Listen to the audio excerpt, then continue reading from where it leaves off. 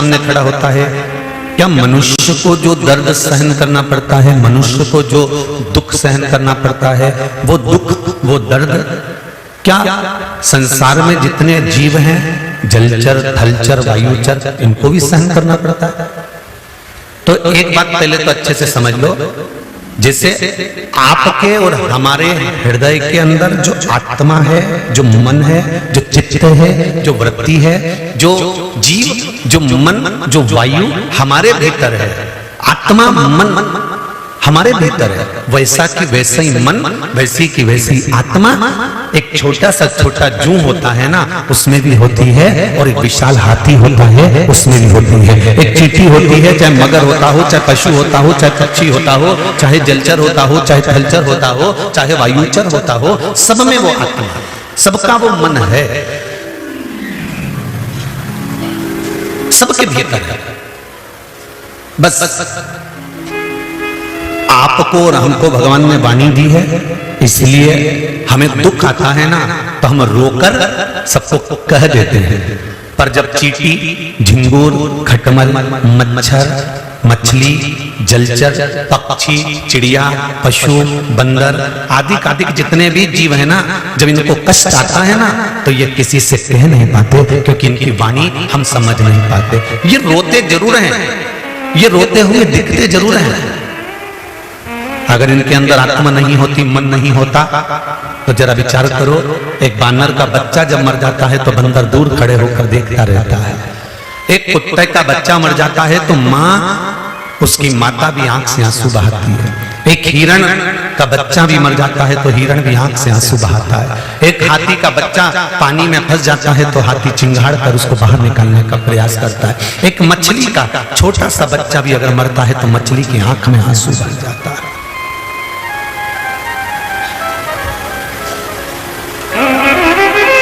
मांस आहार करने वाले ये समझ नहीं पाते कि हम कितनी बड़ी गलती कर रहे हैं।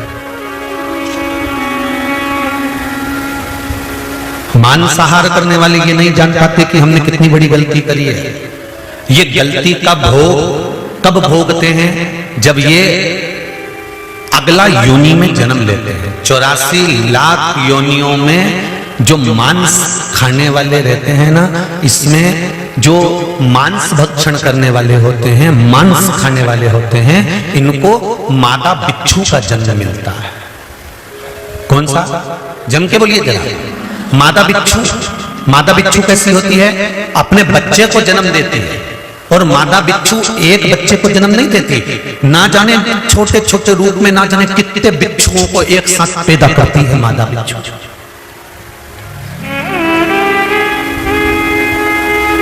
और मादा बिच्छू सैकड़ों बच्चों को जन्म देती है, बच्चे पैदा होते हैं, मादा बिच्छू के ऊपर चढ़ जाते हैं और अपनी उस मादा बिच्छू को नोच नोच कर खाते हैं। कब तक? जब तक उस मादा बिच्छू के प्राण नहीं चले जाते, केवल कंकाल रह जाता है और मांस पूरा समाप्त हो जाता है, तब तक नोचते हैं वो। मादा बिच्छू तड़पती है,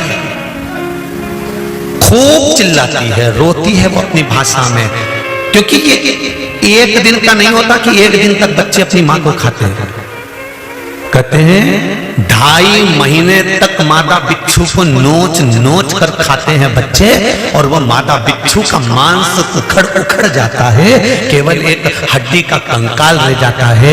और जब प्राण छूटते हैं तो वो मादा बिच्छू भी भगवान शंकर से कहती है कि मुझे क्षमा कर दो, अब जिंदगी में कभी मांसाहार नहीं करूंगी, कभी अगला जन्म मिल गया मनुष्य का तो मैं मांस का आहार नहीं करूंगा। क्यों? क्योंकि ये जिनका जिनका मैंने मांस खाया है वो बिच्छू का जन्म लेकर मुझे नोच नोच कर खाता है, मुझे नोच।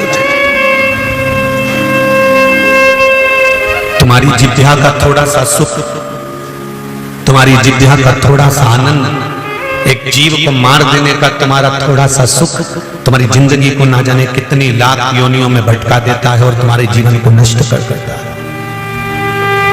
श्रावण के महीने में एक संकल्प ले लो कि चाहे जिंदगी में कुछ भी हो जाए पर मांस का भक्षण नहीं करूंगी, जिंदगी में कभी कोई जीव का मैं मांस नहीं खाऊंगी, किसी जीव को कष्ट हो ऐसा भान मेरे जीवन में ना हो, क्योंकि 84 लाख योनियों में केवल एक मनुष्य की देह सी है जिसमें हम रोकर अपने दुखड़े किसी से कह सकते हैं। पर बिच्छू, जो मादा बिच्छू है, उसको कितना कष्ट हो रहा है वो किसी से कह सकती है? किसको बोले?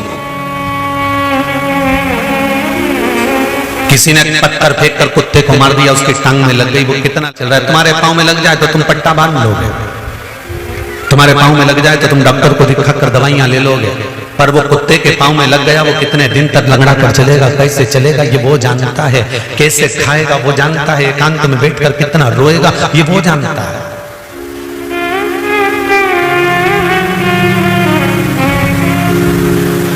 ये भोग क्यों आया? कोरोना, कोरोना जैसी महामारी आई तो क्यों आई? ये दिखाने के लिए आई कि तुम्हारी मस्ती में जी रहे हो और छोटे छोटे जीवों पर तुम्हारी करुणा समाप्त हो गई। हमारे संत साधु कितना कहते थे, अहिंसा परमो धर्म, अहिंसा परमो धर्म। कोई जीव की हत्या ना हो जाए, कोई जीव को कष्ट ना हो जाए, किसी का दिल ना दुखे। ये चोरी करने वाली माताएं आती हैं, कई पुरुष लोग आते हैं चोरी करने के लिए, तुम्हारे गले का मंगलसूत्र चेन जरूर चुरा के ले जाते हैं, पर इन्हें कितनों के गले का मंगलसूत्र चुराया होगा, कितने के गलों की चेन चुराई होगी, उसके बाद भी आज भी इनकी तरक्की नहीं हुई, ये चोटों की चोटी।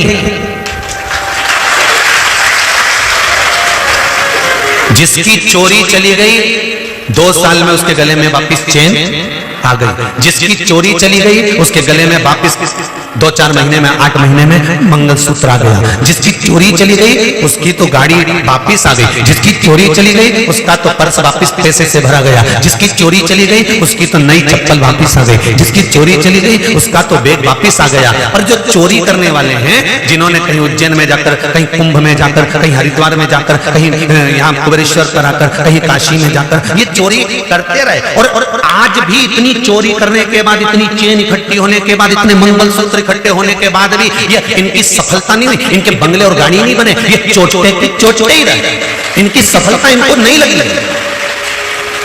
आज भी इनकी गणना चोटों में ही है। जिनका ले गए उनके गले में फिर चेन आ गई, जिनका ले गए उनके गले में फिर मंगलसूत्र आ गया। कई लोग रोते हैं, कई लोग यहाँ पर आकर कहते हैं बताओ हमारी चेन चली गई, तो हम तो उनसे कहते हैं हमने मना करा था मत पहन करा, और अगर पहन कर आयो और कोई लेकर चले गया तो ये सोच लेना कि वो लेकर गया है, उसकी तरक्की नहीं होगी, पर तेरे गले से अगर गई है तो तेरे गले में वापस बाबा महादेव पहुंचा देगा, ये निश्चित है। उनको सफलता नहीं मिल सकती। कितनों की आंख में आंसू देने के बाद वो सोने की 80,000 1 लाख की चेन तुम्हें कितने दिन सुख दे देगी? जरा ईमानदारी से बोलो री जी, दे देगी? कोई अगर तुम तुम्हारे भाई के यहाँ गए, तुम तुम्हारी भाभी के यहाँ गए और भाभी भैया तुमको दिल से साड़ी दिलाए ना, वो भले 500 की हो 1000 की हो, वो तुम्हें सुख देगी। और भाभी भैया का मुंह भगोने जैसा फूला है और तुम आस लगा के बैठी हो कि हमारी माँ बाप का हिस्सा है, हमें तो देना ही पड़ेगा साड़ी, हमें तो देना ही पड़ेगा सामान, तो तुम माँ बाप का हिस्सा जानकर लड़ाई कर कर, झगड़ा कर कर, गुस्सा कर कर तुम हिस्सा लेकर तो आ जाओगी जीजियों, पर सुख नहीं भोग पाओगे। इसलिए उनसे कहो कि ये धन और दौलत, ये संपदा और सत्ता, ये वैभव, ये सब अपने अपने पास में रखो। मेरे माता पिता ने जिसके साथ मेरी शादी करी है वो वर मेरे लिए किस्मत का पुण्य है, आनंद का भाव है। मेरे बच्चे मेरे लिए किस्मत और पुण्य का भाव है। तुमको जो मिला वो तुम्हारी किस्मत और पुण्य का भाव है। हमें धन नहीं, हमें मन दे दीजिए। किसी का थोड़ा सा ले भी लिया ना तो सुख नहीं भोग सकते।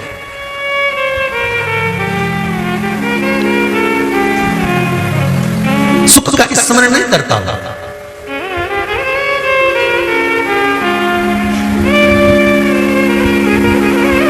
महाराज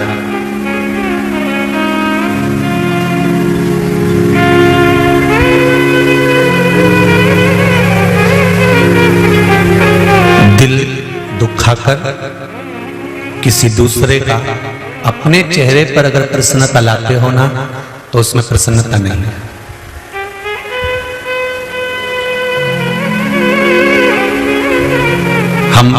हमेशा कहते रहे, आज फिर कह रहे हैं। परीक्षा में अगर कोई पास हो गया और एक व्यक्ति फेल हो गया, तो पास होने वाले व्यक्ति को फेल होने वाले व्यक्ति के घर पर सबसे पहले जाना चाहिए और जाकर कहना चाहिए, तो टेंशन मत ले, चिंता मत कर, फिर प्रयास करना, आज नहीं तो कल फिर विजय होगा, फिर जीतेगा, टेंशन लेने की जरूरत नहीं है। उसकी कमजोरियों को नहीं दिखाना, अपना वैभव हमें किसी के सामने नहीं दिखाना।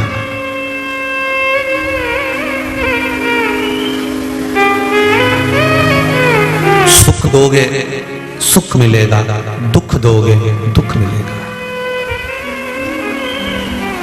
प्राप्त होगा। मनुष्य को जैसी पीड़ा होती है, ऐसी की ऐसी पीड़ा पशु और पक्षी को भी होती है। मनुष्य को जैसे प्यास लगती है, ऐसी ही प्यास पशु और पक्षी को भी लगती है। मनुष्य को जैसे भूख लगती है, ऐसी भूख पशु और पक्षी को भी लगती है। मनुष्य को जो दुख होता है, पीड़ा होती है, वो कह सकता है, पर पशु पक्षी किसी को कह नहीं सकते। अंदर अंदर रोते हैं, बिलखते हैं, तड़पते हैं, बिलखते तड़पते हैं। कभी देखा आप लोगों ने?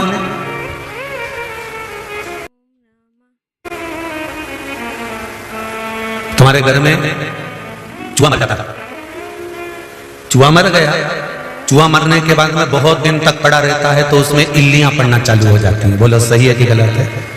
वो इल्लियां चूहे के मांस को रोंदती है। बोलो सत्य है कि गलत है? उन इल्लियों का भोजन क्या है? वो चूहा जो सड़ रहा है, पड़ा हुआ है, उसके मांस को नोचना। गरुड़ पुराण कहती है कि ये चूहा और इल्ली और कीड़ों का संबंध क्या है? क्या संबंध? इनका ये क्या संबंध? शिव पुराण, गरुड़ पुराण कहती है, श्रीमद् भागवत कथा कहती है कि इस चूहे ने दूसरे के घर में प्रवेश कर कर दूसरे के अन्न को चुराकर खा लिया। जिसके घर में प्रवेश कर कर जिसके अन्न को चुराया है, उसके घर का ही कोई जीव पूर्व समय के भोग को भुगताने के लिए, कर्म के दंड को लेने के लिए इसी चूहे को नोच नोच कर खाता है। वो इल्ली के रूप में, वो कीट के रूप में, वो जीव के रूप में। मत बुरे कर्म कर बंदे, वरना पछताएगा। भगवान की आंखों से तू बच नहीं पाएगा, तू बच नहीं पाएगा। हरि ओ अज्ञानी मत करना, तेरे कर्म का फल ही तू ही पाएगा। जैसा किया तूने तेरे आगे आएगा, जैसा किया तूने तेरे आगे आएगा। मत बुरे कर्म कर बंदे, मत बुरे कर्म कर बंदे, वरना पछताएगा। भगवान की आंखों से तू बच नहीं पाएगा, तू बच नहीं पाएगा। अरे ओ अज्ञानी मत करना दानी, अरे ओ अज्ञानी मत करना दानी। धर्म का भोग भोगना है, मनुष्य की देह में आकर भोगना है, मानव के शरीर में आकर भोगना है, और भोगना पड़ेगा।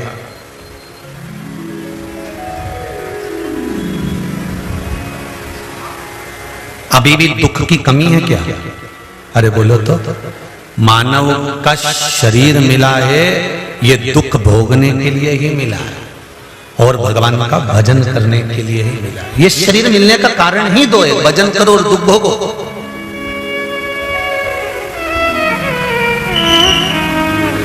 ये शरीर मिला ही काहे के लिए? भोगने के लिए। भोगना तो पड़ेगा। तेरा क्या होगा रे कालिया? हो भोगना तो है, निश्चित है, और भोगना पड़ेगा। चाहे वो तुम हो, चाहे वो सियोर वाला महाराज हो, चाहे दुनिया का कोई व्यक्ति हो, चाहे बड़े से बड़े पद पर बैठ जाए, कितनी बड़ी प्रतिष्ठा हो जाए, चाहे वो कितना ही बड़ा साधु संत सन्यासी तपस्वी जोगी कोई भी, भोगना सबको पड़ेगा। अच्छा कर्म करते चलोगे तो दुख थोड़ा कटता चले जाता है, तकलीफ थोड़ी बहुत कट जाती है। धन धन धन धन धन धन के चक्कर में एक दिन हो जाता है निधन। क्या हो जाता है? निधन। निधन।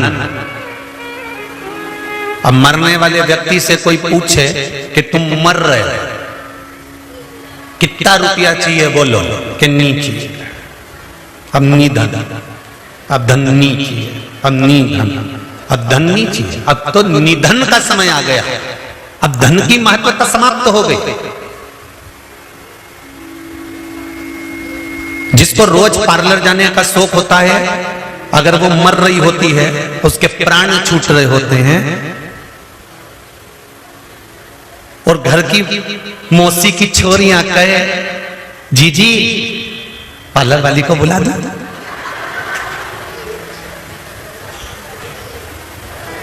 मुंह में मास्क लगा हुआ है, हापड़ी भर रही है, जाने का टाइम हो गया, और मौसी की छोरियां कह रही नेहा पार्लर को बुलाऊं कि सुंदर पार्लर को बुलाऊं, गांधी रोड वाले को बुलाऊं कि चरखा लाइन वाले के बुलाऊं कि राजवाड़ा से बुलाऊं, डिजाइन कौन सी कराऊं? वो मरने वाली हापड़ी भरती भरती आंख से आंसू ढाती ढाती कहेगी पार्लर तो रोज गई पर शिव पुराण में नहीं गई, इसलिए हापड़ी लेना पड़ गई।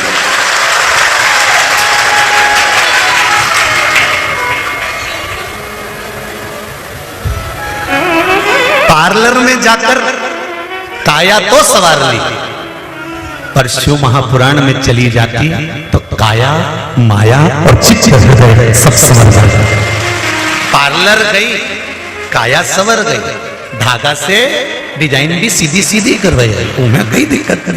पार्लर गई, काया संवर गई, उन्हें ककड़ी रख के पोत के बिठा नहीं दिया, बैठी।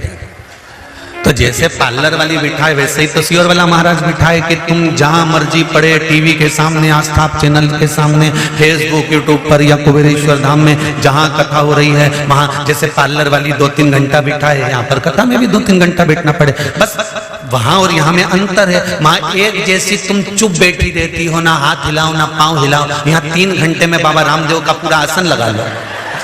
अब यहाँ और वहां में तुम अंतर तो आता है थोड़ा थोड़ा, ऐसा नहीं है कि तो अंतर नहीं आता, पर अब अंत समय में, अंत समय प्रभु आना पड़ेगा, वचन दिया तो निभाना पड़ेगा। अब तुम अंदाजा लगाओ, अंत समय में पार्लर वाली काम आएगी कि वो कुबेर भंडारी काम आएगा? अंदाजा लगा कर बैठो।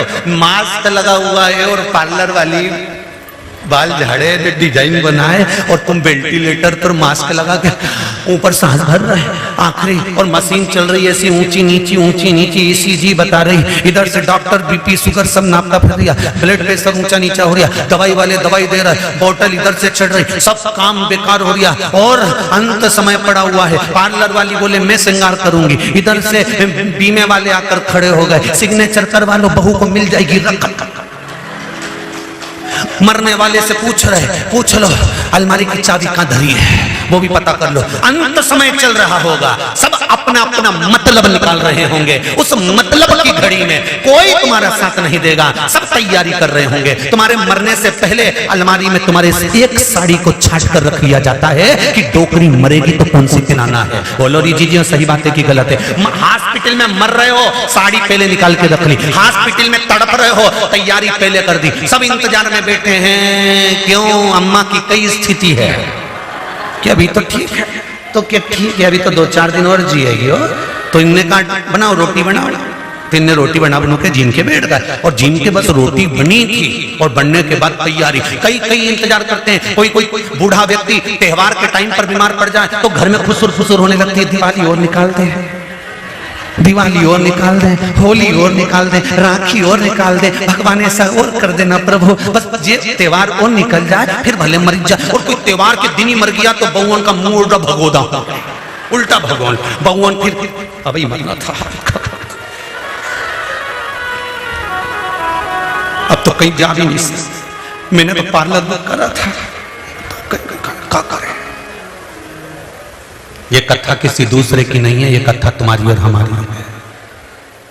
सब अपना अपना उल्लू सीधा करने के लिए, सब अपना अपना मतलब सीधा करने के लिए, अंत समय में सब अपना मतलब सीधा कर रहे होंगे। उस समय पर इस कुबेरेश्वर धाम में हुई श्रावण शिव महापुराण को याद करना। अंत समय में सब अपना मतलब सीधा करें तो भूल मत जाना मेरे भोलेनाथ जी का नाम श्री शिवाय नमस्तुभ्यं जपना, ओम नमः शिवाय जपना, पंचाक्षर मंत्र जपना नमः शिवाय। भगवान शंकर को याद करना कि बाबा ये सब अपना मतलब निकाल रहे हैं, पर मैं नहीं जानती कि मतलब कैसे निकालते हैं। मैंने जिंदगी में सब कुछ करा पर तेरे धाम नहीं गई, तुझे प्रणाम नहीं करा, तेरा नमन नहीं करा। मेरे परिवार वाले कहते थे शिव पुराण की कथा 8 बजे से 4 बजे तक आस्था चैनल पर सुन ले, सबको ही कहते थे। सास टीवी खोल के बैठ जाती थी और बहू आवाज कम करके चली जाती थी। मैंने कई बार बच्चों तक को भेज दिया कि अम्मा टीवी देख रही, उनसे बोलिए आवाज कम कर दे, बोलिए आवाज कम कर दे, बोलिए आवाज कम कर दे। और अम्मा आवाज इसलिए कम नहीं करती थी क्योंकि उसने सियोर वाले महाराज के मुंह से सुना था, टीवी की आवाज तेज कर कर कथा सुनो, जिसका मन नहीं होगा उसके भी कान में जाएगी तो उसका भी कल्याण हो जाएगा, इसलिए आवाज बढ़ाती। और बहू आवाज कम करिए, अम्मा से बोलिए दिन भर काम कर करके थक जाऊं, 15 मिनट सो भी नहीं सकती डोकरी के कारण, ये टीवी खोल के बैठ गई। अरे उस अम्मा को धन्यवाद दो कि तेरे अंत समय को संवार रही है। तुझे किटी पार्टी से फुर्सत नहीं मिलती, तुझे नौकरी से फुर्सत नहीं मिलती, तुझे कमाने से फुर्सत नहीं मिलती,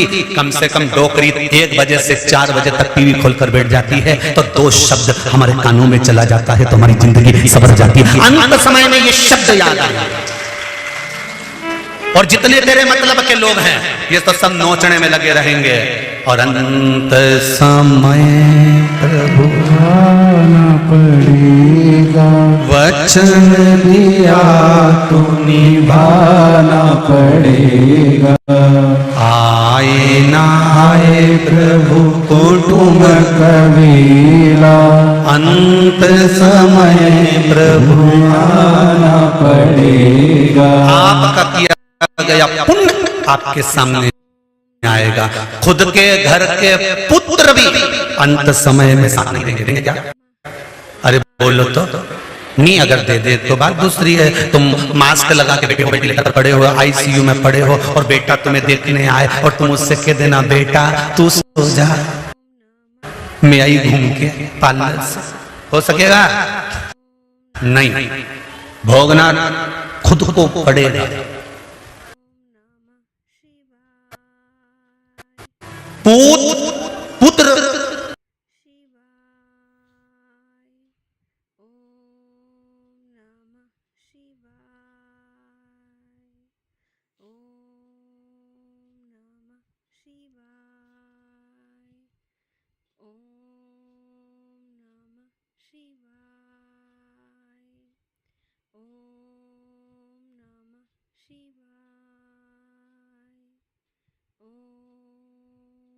एक चावल का दाना जो तुमने शंकर जी को चढ़ाया, एक बेलपत्र जो तुमने शिव जी को चढ़ाई, शिव नाम श्री शिवाय नमस्तुभ्यं, ओम नमः शिवाय नमः शिवाय, महामृत्युंजय मंत्र का गुणगान करा। जो तुम भजन करे हो अंत समय में वो तुम्हारे सामने होगा। पुत्र पूत तुम्हारा साथ नहीं देगा, पर तुम्हारा करा गया पुण्य, तुम्हारा किया गया सत्कर्म, तुम्हारा किया गया भजन तुम्हारा साथ देगा।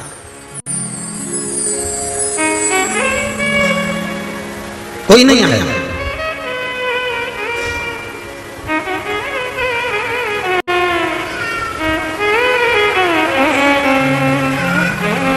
अंत समय महाराज कोई मैंने तेरे ही भरोसे, ओ बाबा तेरे ही भरोसे, हवा विच उड़ती जावांगी, बाबा डोर हटो छठीला में कटी जावांगी।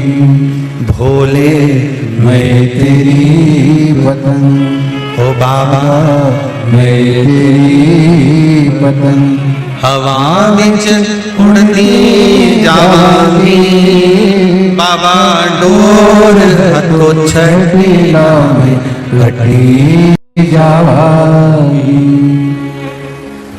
हम उसके भरोसे पर पूरा भरोसा उसी का रखो। कई माताएं आकर कहती हैं गुरुजी मेरे बेटी का ब्याह नहीं हो रहा। हम उनसे कहते हैं जिस दिन तुमने ये कहना छोड़ दिया कि मेरी बेटी का ब्याह नहीं हो रहा, उस दिन तुम्हारी बेटी का ब्याह हो जाएगा। तुम ये कहना छोड़ दो कि मेरी बेटी का ब्याह नहीं हो रहा, तुम ये कहना चालू कर दो ये महादेव की छोरी है, महादेव की बेटी है, बस इसका विवाह तो महादेव कर देंगे, ब्याह पक्का 3 महीने में पक्का। जब तक तुम अपना कहते रहोगे तब तक महादेव उसको अपनाएंगे नहीं।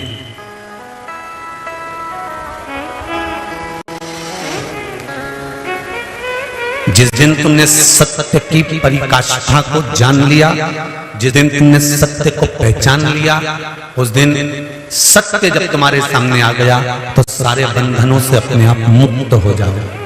इसलिए मरने वाले के सामने चिल्लाते हैं राम नाम सच, क्योंकि वो बंधनों से मुक्त हो गया।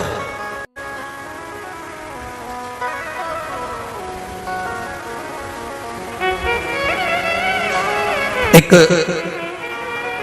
सेठ जी थे, वो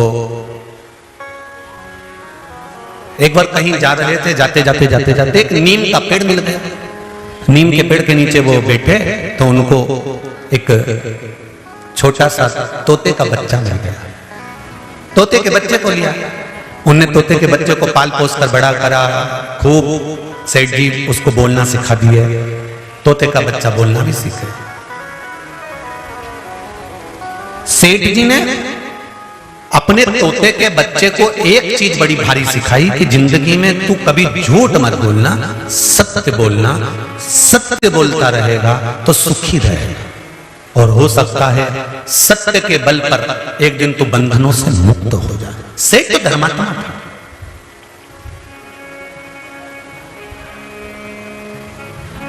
सेठ धर्मात्मा था। तोता सेठ जी के अनुसार चलने लगा, थोड़ा थोड़ा बोलना सीख गया। सेठ जी को 10-10, 15-15 दिन, 20-20 दिन के लिए बाहर जाना पड़ता था। सेठ जी बाहर चले जाते, घर में सेठानी रहती, थोड़ा उसका व्यवहार ठीक नहीं था। वो पर पुरुष को अपने घर में बुला लेते। तोता सब देखता, तोते के स्मरण में सब रहता। सेठ जी 15 दिन बाद फिर आते, फिर चले जाते। वो सेठानी फिर किसी को बुला लेते, किसी पर पुरुष को सेठानी, क्योंकि उसका स्वभाव ठीक नहीं, उसकी दिनचर्या ठीक नहीं, बुला लेते। एक बार सेठ जी 1 महीने के लिए बाहर गए, सेठानी एक पुरुष को बार बार बुलाती तो पुरुष इसके यहाँ आता रहता। सेठ जी 1 महीने के बाद वापिस आए और आते से सबसे पहले उनको उस तोते की याद आई।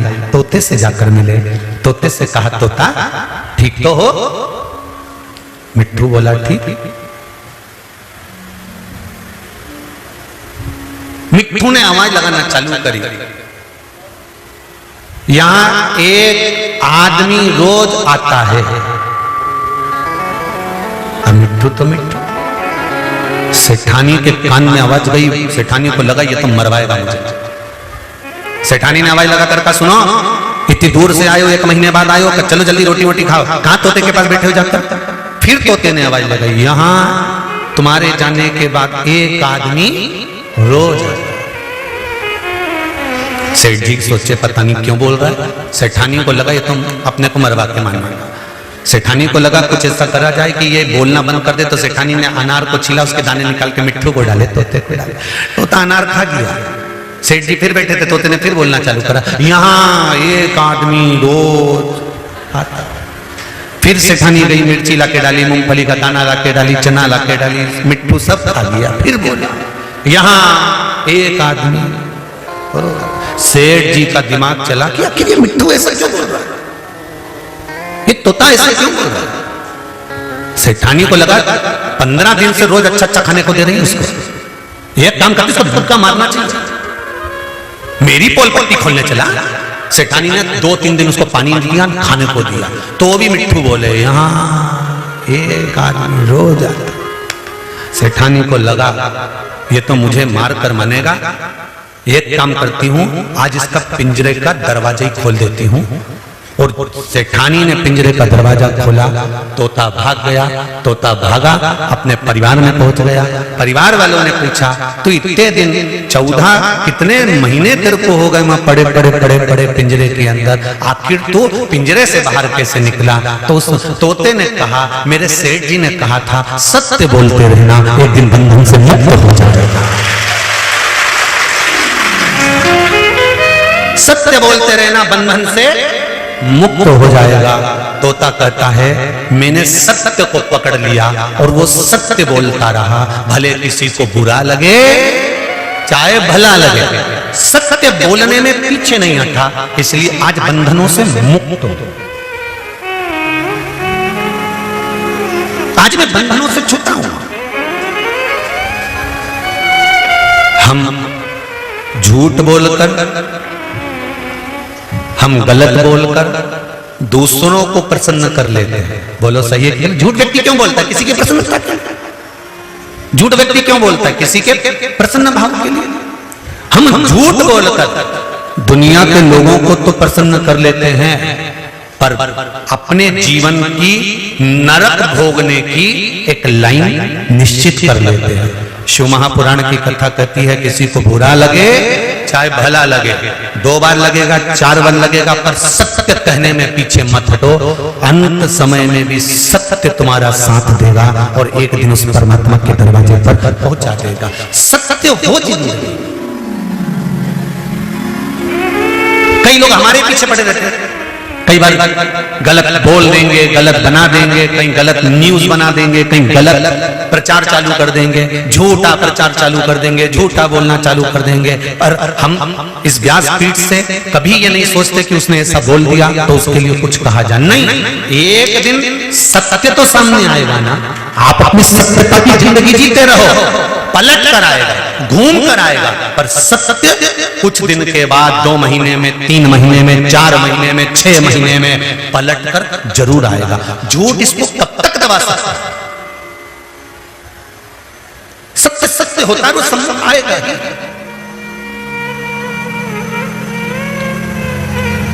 झूठ पर बुनियाद खड़ी नहीं करी जा सकती। राजा हरिश्चंद्र के साथ में क्या हुआ?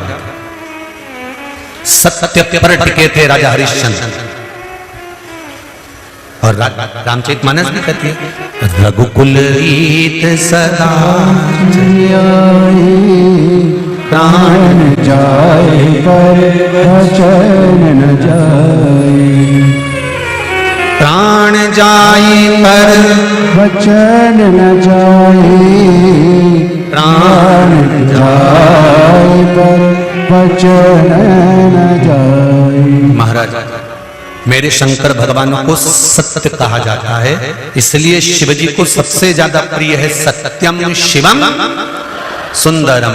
जिंदगी में जिस दिन आपने सत्य अपना लिया, कल कथा थी, परसों भी कथा सुनी, नंदी ने अपनी धर्म पत्नी सुयशा से पूछा था कि तू रोज कहां जाती है? सुयशा ने कह दिया मैं शंकर का मनन चिंतन करने के लिए जाती हूँ, मैं शिव की भक्ति करने जाती हूँ, मैं श्रावण महीने में जल चढ़ाने जाती हूँ। आपसे भी निवेदन है, कभी कुबेरेश्वर धाम आए, झूठ बोलकर मत आना।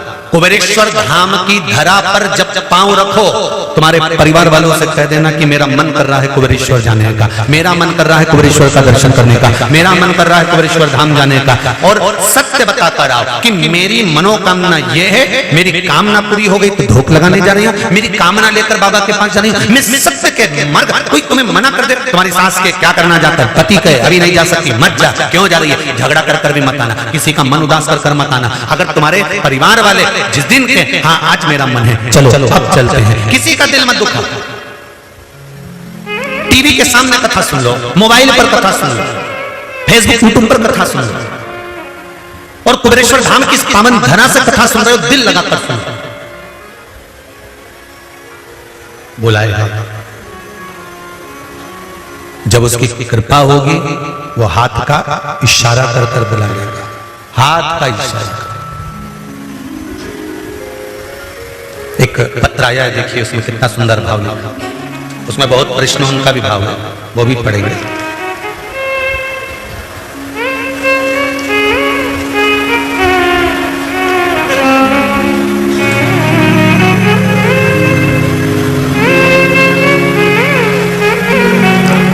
राजकुमारी भिगावत ग्राम तिलावता गोविंद की रहने वाली हूँ। मेरे पति का नाम अशोक जी भिगावता, शाजापुर से मध्य प्रदेश से हूँ। कहीं बैठी हो तो हाथ हिला देना, कहीं बैठी हो तो हाथ हिलाना। इन्होंने लिखा है, पिताजी को गले में गठान हो गई तो हमने जांच करवाई। अहमदाबाद में एक रिपोर्ट में गठान का कैंसर गले के अंदर बता दिया। ऑपरेशन का डॉक्टर ने बोल दिया, ऑपरेशन का नंबर लगाया पर नंबर इतनी जल्दी नहीं आया। ऑपरेशन के लिए गुरुजी नंबर नहीं आया तो वो चिढ़कर घर आ गया। तो हमने कहा आपको बाबा ने कृपा करी है इसलिए घर बुला लिया, मत कराओ ऑपरेशन, ऑपरेशन नहीं करवाना होगा। फिर मैंने कहा आप एक बार कुबेरेश्वर बाबा का स्मरण करो और बाबा से विनती करो। फिर हम दूसरी जांच करवाई तो गुरुजी उस जांच में कैंसर नहीं था। ये शिव, ये शंकर और घड़ी। तेरी कृपा बिना न हिले एक भी अणु, लेते हैं श्वास तेरी कृपा से तनो तनो। हे गंगाधार मोती द्वार ओमकार तू, बोले ओमकार तू। आयो शरण तिहारी शंभो तार तार तू। बखान क्या करूं मैं राखों के ढेर का, चपटी भभूत में खजाना कुबेर का। एक बात बहुत सुंदर है, ध्यान दीजिए। कभी मौका लगे और कभी मौका लगे आपके पास में किसी के शरीर में गांठ पड़ गई, गठान हो गई हो, शरीर के किसी भी अंग में अगर गांठ पड़ी है और उसका जांच करवाने का डॉक्टर ने बोला है और जांच करवाने के लिए आप जा रहे हैं, बेले का फल, बेलपत्री का जो फल होता है वो फल सूख गया हो, जिसको हमारे यहाँ नवरात्रि का यज्ञ होता है या शिव जी का यज्ञ होता है या अन्य यज्ञ होते हैं तो बेल के फल की आहुति भी दी जाती है। बेले का फल जो सूख गया, सूखा हुआ फल जलाकर उसकी भस्म तैयार करना, उस भस्म को पीपल के पत्ते पर रखकर पिपलेश्वर महादेव का नाम लेकर, कौन से महादेव? पिपलेश्वर महादेव का नाम लेकर बेलपत्री के वृक्ष के नीचे रख लेना और पिपलेश्वर महादेव का ही नाम लेकर बाबा देवादिदेव महादेव से विनती कर कर जो रोग है और गठान कितनी है उस गठान की जांच कराने जा रहे हैं, यह भाव वर्णन कर कर उस भस्म को लेकर आ जाना शिव मंदिर पर, उसको थोड़ी सी देर रखकर पिपलेश्वर महादेव का स्मरण कर कर उसको लेकर आइए और उस गठान वाली जगह पर उस भस्म को लगाकर फिर आप जांच के लिए जाइए। मेरा देवादिदेव महादेव चाहेगा तो जिंदगी में कभी बड़ी बीमारी नहीं। धीरे धीरे धीरे धीरे रोग उस गठान वाली जगह पर अगर पिपलेश्वर महादेव से भस्म भी शंकर के नाम से पिपलेश्वर महादेव के नाम से लगाई जाए तो गांठ भी धीरे धीरे गलना प्रारंभ हो जाए। पिपलेश्वर कौन है? पिपलेश्वर महादेव। पिपलाद पिता के जाने के बाद, माता के जाने के बाद पीपल की कोटर के अंदर पल पोस कर बड़ा होता है और पीपल के फल खाकर बड़ा होता है।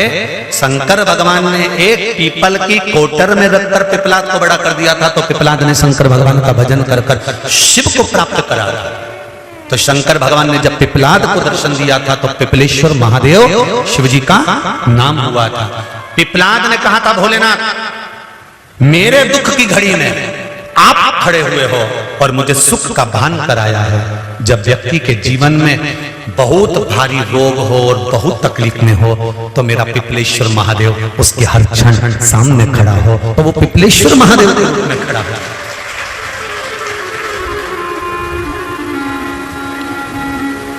काशी में शंकर भगवान पर भस्म चढ़ती है, उज्जैनी में भगवान शंकर पर भस्म चढ़ती है। ये भस्म जो प्रसाद के रूप में आपको प्राप्त होती है, ये भस्म जो शिव के प्रसाद के रूप में प्राप्त होती है, ये भस्म जो शंकर पर चढ़ी हुई है। किस पर? शंकर पर। ये भस्म कोई साधारण नहीं है।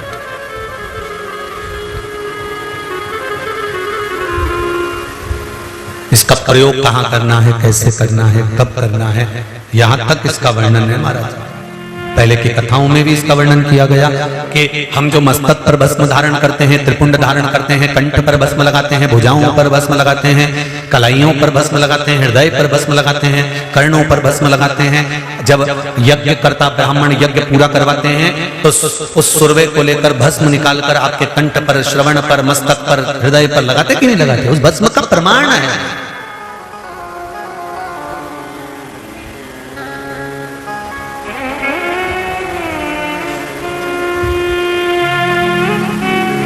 सुख का अनुभव करा आएगा।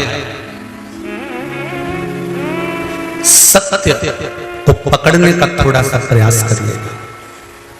जिस दिन सत्य तुम्हारे सम्मुख में होगा उस दिन जिंदगी का सारा सुख तुम्हारे सामने होगा। सत्य हो तुम्हारे सामने।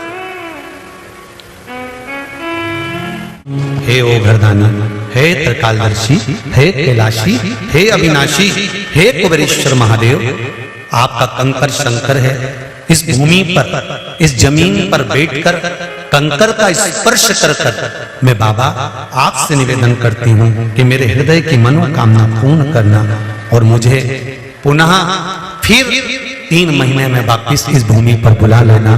तेरी कृपा होगी तो जरूर आऊंगा। ये बाबा से कहो, बुलाएगा।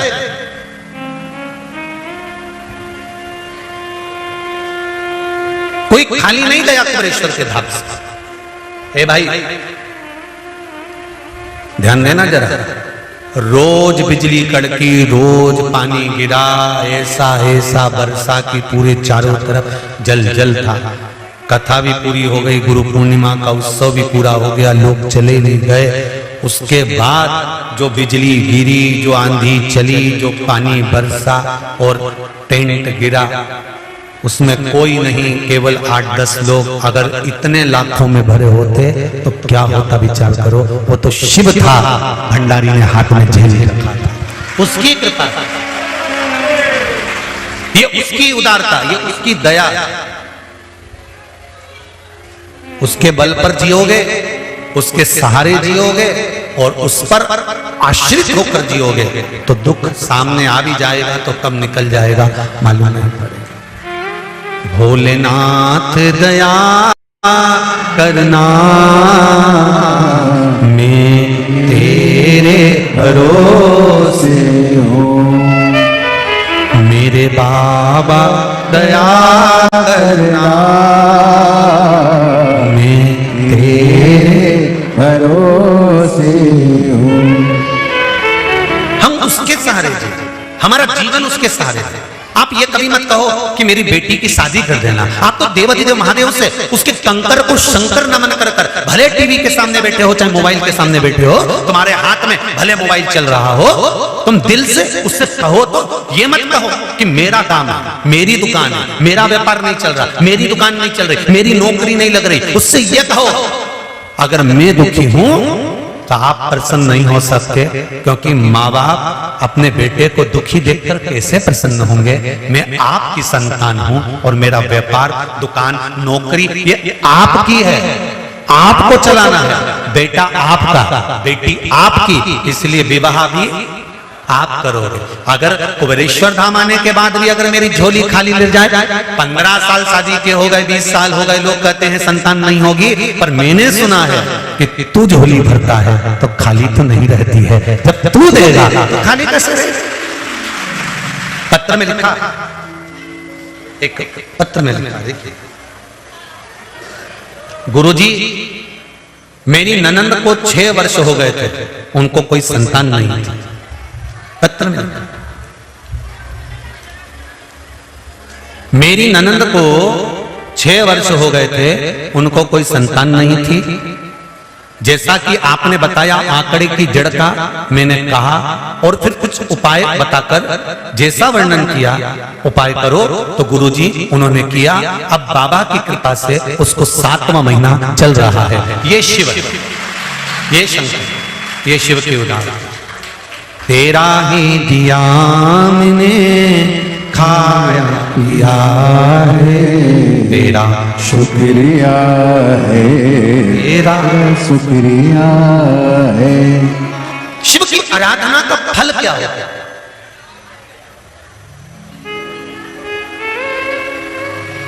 शंकर की आराधना का फल क्या होता है?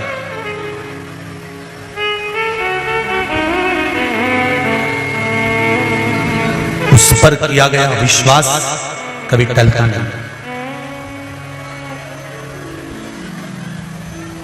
कभी नहीं टले। बस कई लोग आपको मिलेंगे और कहेंगे कहां शंकर जी के मंदिर जा रहे हो? पहले 1 लोटा ले जाते थे, अब 2 ले जा रहे हो। तुम जहां जहां से आए हो ना, तुम्हारे मोहल्ले में देखना सब 2 लोटा लेकर जा रहे हो। और कोई एक लेके भी जाए ना तो कह देना सावन का महीना चल रहा है, अभी थोड़ी दवाई ज्यादा खा लो, तो बाद में 1 गोली पे लाके डॉक्टर छोड़ देता है और शरीर अच्छा कर देता है। बीपी शुगर वालों की जब तबीयत ज्यादा खराब होती है तो पहले टेबलेट ज्यादा देना पड़ती है, फिर धीरे धीरे धीरे धीरे 1 पर लाकर छोड़ देता है कि रोज 1 गोली खाना बीपी लेवल में, 1 गोली खाना शुगर लेवल में। उसी तरह अभी सावन का महीना लोटा 2, इसलिए अपने दुख तकलीफ कष्ट बीमारी को भी लोटा 2, इसलिए हाथ में लोटा 2 और उसको ले जाकर फिर शिव पर कावड़ के भाव से, जैसे कावड़िया 2 लेकर जाते हैं बॉटल, 2 कलश लेकर जाते हैं डंडे में बांध कर, ऐसा दिल से कावड़ का भाव लेकर जाए, भाव से हृदय से।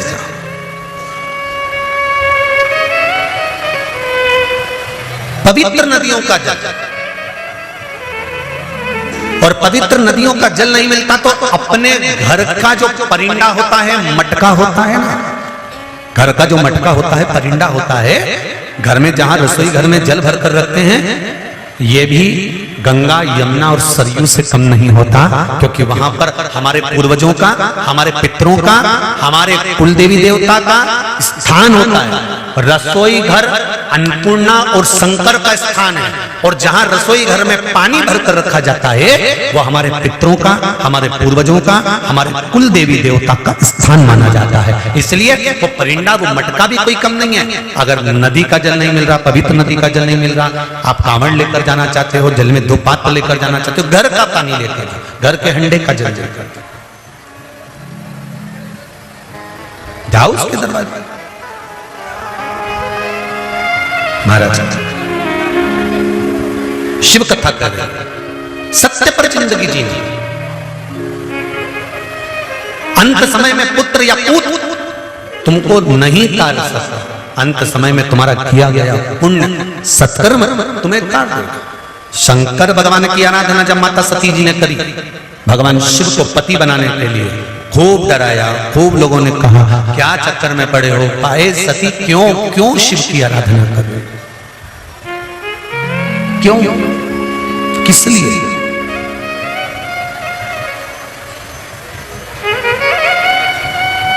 हर दिल भोले रस्ते में कुआं खुदवा, भोले रस्ते में बाग लगा, मैं तो फूल चुनूंगी तेरे। मैं अगर इस संसार सागर में अगर मेरा जन्म हुआ है, मृत्यु लोक में मैं आई हूं, तो जो भी कर्म करूंगी मेरे देव अधिदेव देव के लिए करूंगी, जल भी चढ़ाऊंगी तो मेरे शिव के लिए, बेलपत्र भी चढ़ाऊंगी तो मेरे शिव के लिए। सती कह रही है।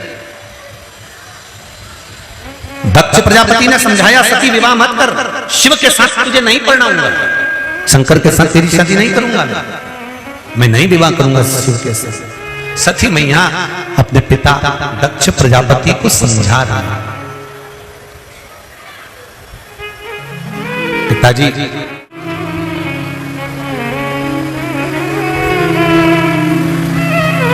ओ पिताजी, लगन तुमसे लगा बैठे, जो होगा देखा जाएगा, तुम्हें अपना बना बैठे, जो होगा देखा जाएगा। पिताजी, मैंने देवाधिदेव महादेव को अपना बना लिया, मैंने शिव जी को अपना बना लिया। और एक बार अगर देवाधिदेव महादेव मेरे बन गए हैं, एक बार शंकर मेरे हो गए, तो निश्चित है कि अब मेरा बचपन, जवानी, अधेड़ी और बुढ़ापा सवर जाए। आप जितने भी बैठे हो, आपका बचपन कब गया मालूम नहीं, जवानी चल रही, अधेड़ी चल रही, बुढ़ापा चल रहा, जो भी आपकी अवस्था चल रही, आप जिस अवस्था में, उस अवस्था में अगर आपने शिव को अपना बना लिया, तो बाकी का टेंशन, चिंता, बचपन कैसा गया है, जवानी कैसी गई है, अधेड़ी कैसी गई है, ये सब छोड़ दो। अब तो शंकर के भरोसे पर रहना चाहिए, शिव के भरोसे।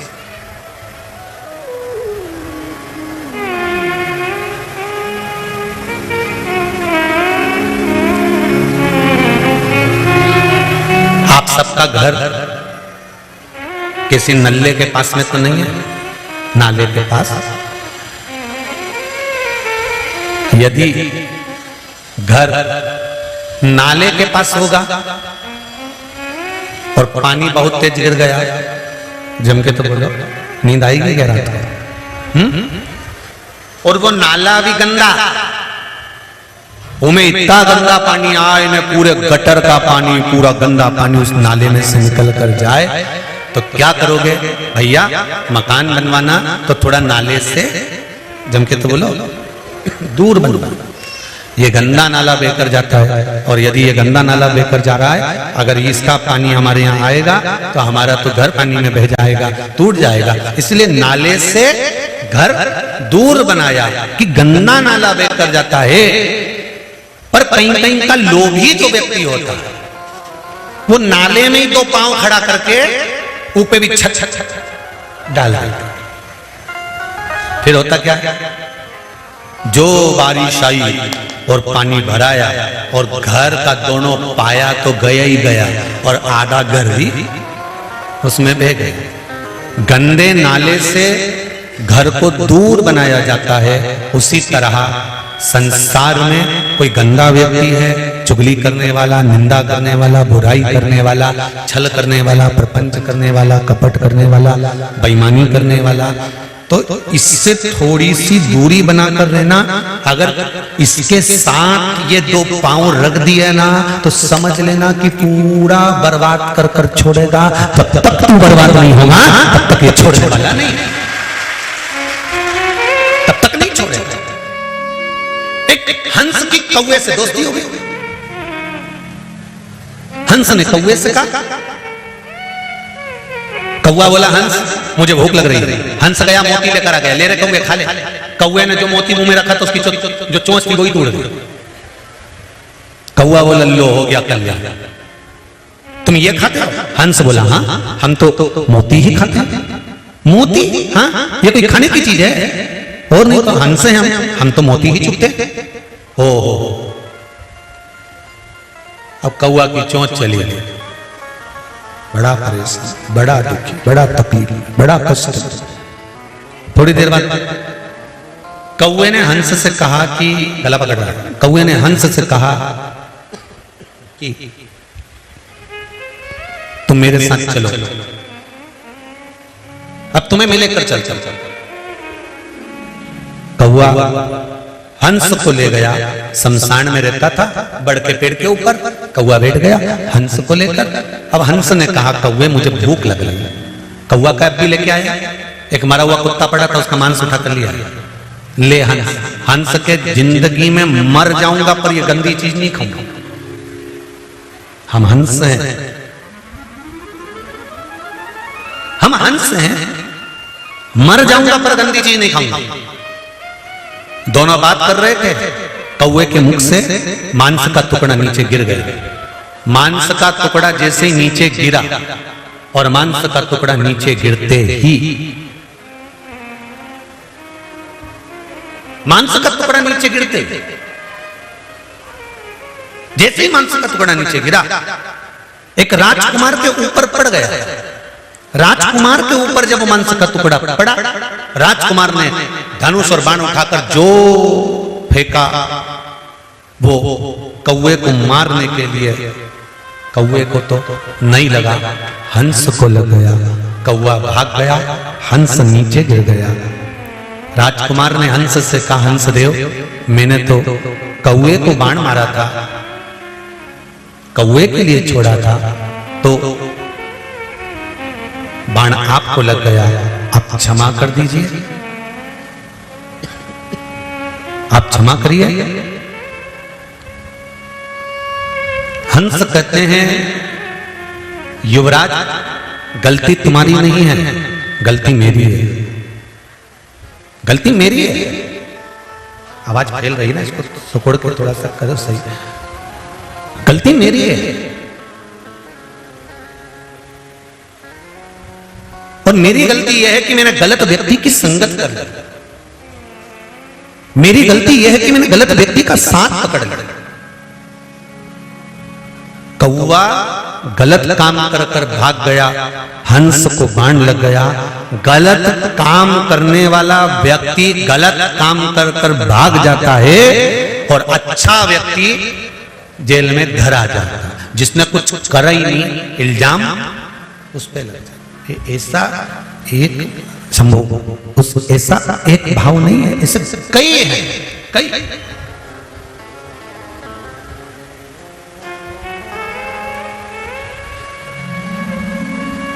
गलत व्यक्ति के साथ अगर आप अपना संबंध रख रहे हैं, गलत व्यक्ति के साथ आप अपना संबंध जोड़ रहे हैं, गलत मित्र के साथ में अगर आप रहना चालू कर रहे हैं, तो एक ना एक दिन वो आपको बर्बाद कर कर जीरो पर लाकर छोड़ देगा।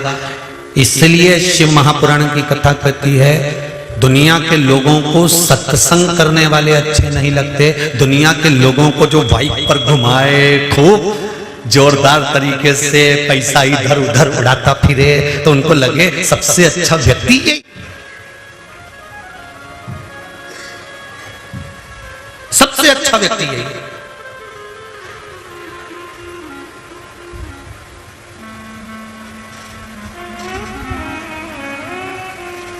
जो सत्संग में डूबा है ना, वो पसंद नहीं आता। संगत, पंगत और रंगत ये सार्वजनिक होना चाहिए। जम के बोलो, क्या क्या जम के बोलो जरा। संगत, पंगत, रंगत। रंगत का मतलब होता है रहना। संगत किसी एक जाति की नहीं होती। सदगुरु, संत, साधु, सन्यासी, तपस्वी, एक कथाकार, एक व्यास वक्ता, एक प्रवचन देने वाला, एक भगवान की भक्ति में डुबोने वाला, ये कभी नहीं कहेगा कि ब्राह्मण को मैं सुनाऊंगा, कि वैश्य को सुनाऊंगा, कि क्षत्रिय को सुनाऊंगा, कि शूद्र को सुनाऊंगा। गुरु नानक देव ने कहा पंगत, संगत और रंगत सबके लिए होना चाहिए। इसमें किसी एक जाति, एक बिरादरी या एक वर्ण का नहीं, ये सबके लिए। संगत सबके लिए, सत्संग सबके लिए। पंगत, जब पंगत होती है तो उस पंगत में ये नहीं देखा जाता कि यहां ब्राह्मण बैठेगा तो यहां क्षत्रिय बैठेगा, तो यहां वैश्य बैठेगा, तो यहां शूद्र बैठेगा। गुरु नानक देव कहते हैं जब पंगत हो तो सात जात का आदमी एक साथ बैठकर भगवान की शरणागति में भोजन ग्रहण करे। इस कुबेरेश्वर बाबा की धरा पर ब्राह्मण भी आते हैं, क्षत्रिय भी आते हैं, वैश्य भी आते हैं, शूद्र भी आते हैं। और जब आप लोग खिचड़ी प्रसाद खाने के लिए खड़े होते होंगे, 7 जात का आदमी हाथ में थाली लेकर खिचड़ी प्रसाद को पाता है। यहाँ ना तो ब्राह्मण, ना क्षत्रिय, ना वैश्य, ना शूद्र, यहाँ तो पंगत एक है। और यहाँ कितने ब्राह्मण बैठे हैं, कितने क्षत्रिय बैठे हैं, कितने वैश्य बैठे हैं, कितने शूद्र बैठे हैं, ये हमको भी नहीं मालूम। इस कथा में कौन कितना वर्ण का, किस वर्ण का बैठा है कि कोई मतलब नहीं कि किस वर्ण का है। यहाँ तो गुरु नानक देव ने अपनी भाषा में कहा कि संगत भी सबके लिए हो और पंगत भी सबके लिए हो, और रंगत अर्थात रहने की व्यवस्था भी। ये नहीं कि वीआईपी आया तो इसके लिए एक कमरा होना चाहिए, वो आया तो उसके लिए वो कमरा, नहीं नहीं, रहने की व्यवस्था में भी ब्राह्मण है, क्षत्रिय, वैश्य है, शूद्र है, एक जाजम पर सब आए, बैठें और अपने जीवन का आनंद पाएं। तो कहा जब संगत, रंगत और पंगत एक जैसी सबके लिए हो जाती है तो वहां फिर परमात्मा स्वयं अवतरित होकर आशीर्वाद प्रदान कर चला जाता है।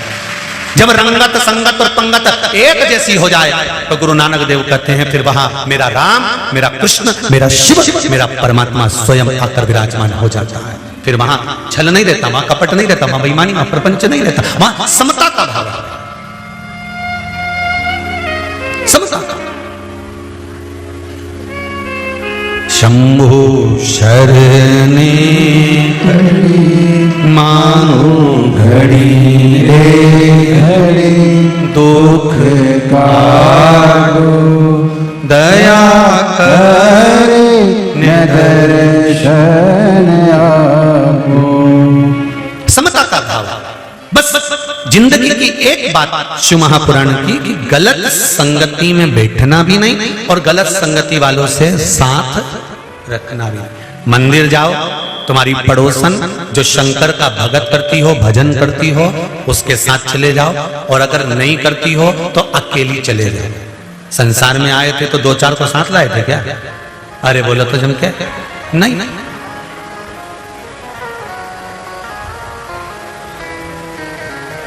कौन सा आए हो, सुख भी मिलेगा, दुख भी मिलेगा, जीवन की सारी समस्याएं भी सामने आकर खड़ी होगी, पर उन समस्याओं से निवारण करने का तरीका भी भगवान देवादिदेव महादेव ही बताएंगे। सती मैया, माता सती बाबा देवादिदेव महादेव से लगन लगाकर भगवान शिव से प्रार्थना करती हैं, शंकर भगवान से निवेदन करती हैं, और मंगल विवाह माता सती का भगवान शिव जी के साथ हो जाता है। मंगल विवाह।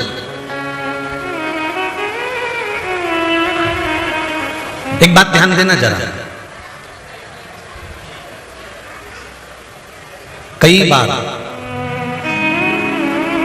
कोई संबंध, कोई विवाह संबंध ऐसा होता है, विवाह संबंध कोई ऐसा होता है कि जिसमें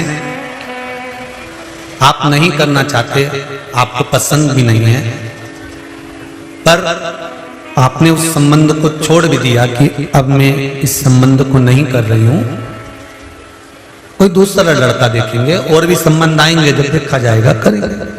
पर कई बार वही संबंध घूम फिर कर वापिस वही हो जाए। उसका कारण क्या है? शिव महापुराण की कथा कहती है कि जन्म, मरण, परण,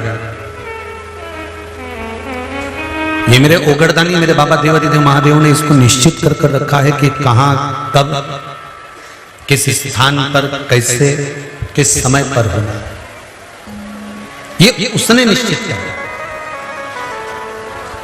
सती मैया को बाबा दक्ष प्रजापति ने समझाया, बहुत कहा, बहुत निवेदन करा, पर नहीं।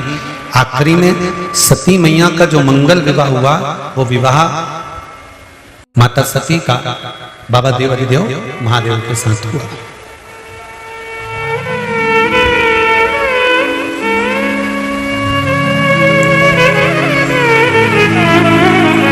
और देखो, विवाह हो गया, कुंभज बाबा के यहां कथा भी सुनी है, आ गए,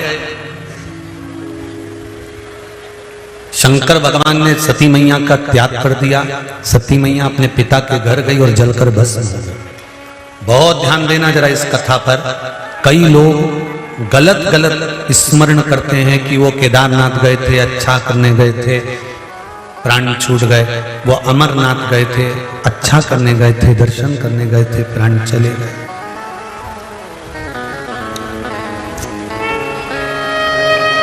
सती मैया ने कौन सा बुरा काम करा?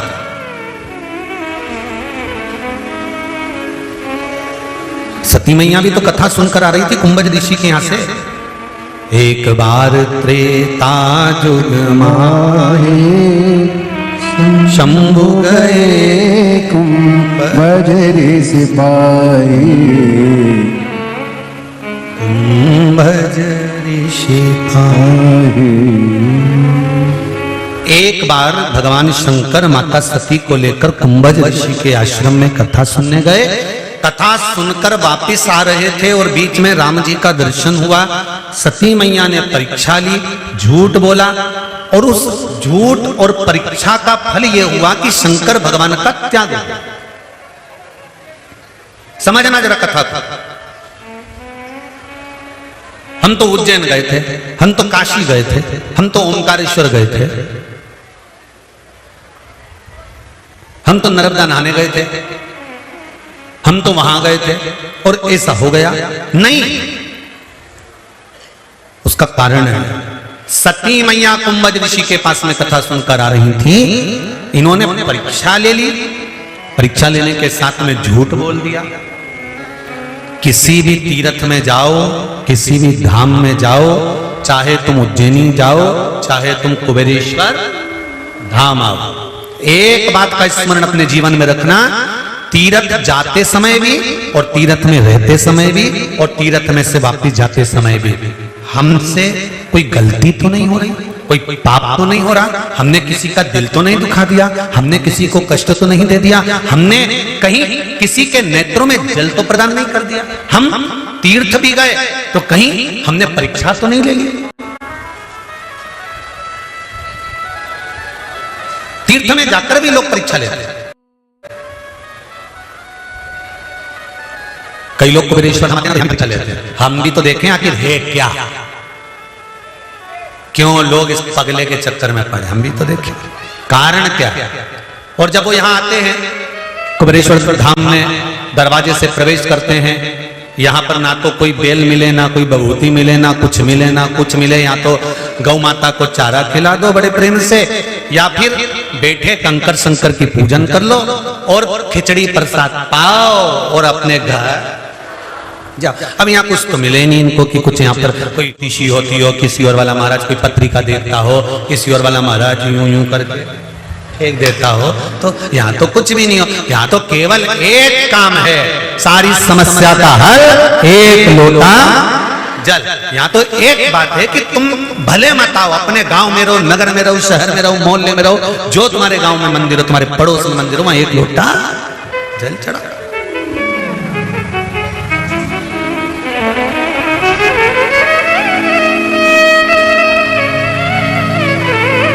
यहाँ कुछ नहीं। हाँ, यहाँ आपका विश्वास, आपका भरोसा, आपकी श्रद्धा है। सती मैया ने ये विचार करा, सती मैया ये विचार कर रही हैं, सती मैया ये सोच रही हैं, विचार कर रही हैं सती माता कि मैं कुंभज बाबा के यहां से कथा सुनकर आ रही हूं, फिर मेरा शरीर प्राण क्यों त्यागा, क्यों मुझे क्रोध आया और क्यों मुझे जलकर भस्म होना पड़ा। सती मैया ने दोष देखा दूसरे में, सती मैया ने स्वयं का दोष नहीं देखा कि मैंने जानकी का रूप रख लिया था, झूठ बोला अपने पति से, मैंने परीक्षा ले ली, ये सती मैया को भान नहीं हुआ। दूसरे की बुराई ढूंढने के लिए 7 जन्म भी कम पड़ जाते हैं महाराज। अगर आपको कह दिया जाए कि यहां की बुराई बताना चालू करो तो आप कहें कीचड़ भरोगे। शंकर जी को जल चढ़ाने जाओ, इतना सारा पानी पानी पड़ा हुआ, कहां बैठे हैं? ओ राम, खिचड़ी प्रसाद लेने जाओ तो लाइन लगाना पड़ती है, हमारी प्रतिष्ठा अड़ती है, हम इतने पैसे वाले इतनी सी खिचड़ी के लिए लाइन लगाएंगे, वो भी प्लेट लेके। फिर बाबा के धाम का मतलब क्या हुआ? बाबा के धाम में आए हो, तुम कलेक्टर बन जाओ, एसपी बन जाओ, मंत्री बन जाओ, संतरी बन जाओ, कलंतरी बन जाओ, तुम्हारी मर्जी पड़े जो बन जाओ, डॉक्टर इंजीनियर सब बन जाओ, मना नहीं है। पर माँ बाप के आगे बेटा ना डॉक्टर रहता है, ना इंस्पेक्टर, ना कलेक्टर रहता है। माता पिता तो बच्चे को उसी नाम से पुकारते हैं, कल्लो। माता पिता के आगे डॉक्टर इंजीनियर नहीं है, माता पिता के आगे तो जैसा था बचपन में वैसा ही है। इसलिए भगवान के धाम जाओ तो ये मत सोचना कि तुम किस ओहदे पर हो, तुम्हारे यहाँ एसी है, तुम्हारे यहाँ गाड़ी है। हमने पहले भी कथा में कहा 25 लाख की गाड़ी में घूमने वाले भी 25 रुपए के लोटे में भरा के हरिद्वार चले जाते हैं। कितने रुपए का लोटा? अरे बोलो तुम के 25 रुपए का लोटा, और 25 लाख की गाड़ी से नीचे नहीं उतरता था। मैं तो 25 लाख की लिया, मैं तो 25 लाख की लिया, मैंने हैंड से 12,000 का लिया, मैंने कटे हुए सेव फल का लिया। क्या बोलते हैं? एप्पल, मैंने एप्पल का 1 लाख का लिया, 1 लाख का। और जब प्राण छूटे तब वो एप्पल का लिया। रोते रोते कहीं का पास में लाके रख दे, काका जी एप्पल, जेब में धर दो एप्पल को। कहा? अरे भाई, सती मैया को जलकर भस्म होना पड़ा क्योंकि झूठ बोल दिया था। थोड़ा सा परीक्षा ले ली थी। माता पिता सतगुरु और परमात्मा की जिंदगी में कभी परीक्षा मत लेना। किसी भक्त की जीवन में कभी परीक्षा मत लो, जीवन में कभी परीक्षा मत लो। एक भक्त की परीक्षा भी मत लो। एक साधु के सन्यासी तपस्वी साधक उपासक इनकी परीक्षा नहीं ली जाती। जो भगवान की अविरल भक्ति में डूबे हुए हैं उनकी परीक्षा। श्रावण शिव महापुराण की कथा कहती है भगवान की अविरल भक्ति का भाव प्रकट कर, अविरल भक्ति का भाव प्रकट कर। शिव पुराण कर रही है, भगवान देवादिदेव महादेव का चरित्र कर रहा है। सती मैया दक्ष प्रजापति के यहाँ जलकर भस्म हो गई। भस्म होकर पार्वती का रूप धारण कर लिया। पार्वती बनकर हिमालय राज के यहाँ प्रकट हो गई। मेना, धन्या, कला ये पितरों की 3 बेटियां हैं जिनके घर में 3 देवियां प्रकट हुई। मैनावती के सुंदर गोदी में माता पार्वती है। देव ऋषि नारद आए और नारद जी ने ज्ञानोपदेश देकर माता पार्वती जी के गुण तत्वों को श्रवण करा दिया। माता पार्वती के गुण तत्वों को कहना प्रारंभ कर दिया। पति मिलेगा, ऐसा मिलेगा, सब सुना। और माता पार्वती जब थोड़ी सी अवस्था धारण करी, भगवान शंकर को पति बनाने के लिए खूब तप साधना करी, खूब साधना। पति बनाने के लिए गोरा मैया स्मरण करती हैं। शिव जी पति के रूप में प्राप्त हो जाते हैं। शंकर और पार्वती का मंगल विवाह हो जाता है। समय आता है, माता अपने तन पर उपटन धारण कर कर स्नान के लिए जाती हैं। और माता के तन पर जब उपटन के लिए गई हैं, उपटन लगाकर जो उपटन को निकाला गया है उसका एक पुतला निश्चित, इसमें आवाज आ रही है क्या? देखिए, एक पुतला निश्चित किया गया है और उपटन का पुतला बनाकर उस बालक को प्रकट किया जिसका नाम विनायक रखा। भगवान शंकर पार्वती भगवान श्री गणेश जी महाराज को लेकर पधार रहे हैं। जोरदार ताली बजाएं। माता पार्वती जी गणेश जी, बोल श्री गणेश जी महाराज की। हर हर महादेव,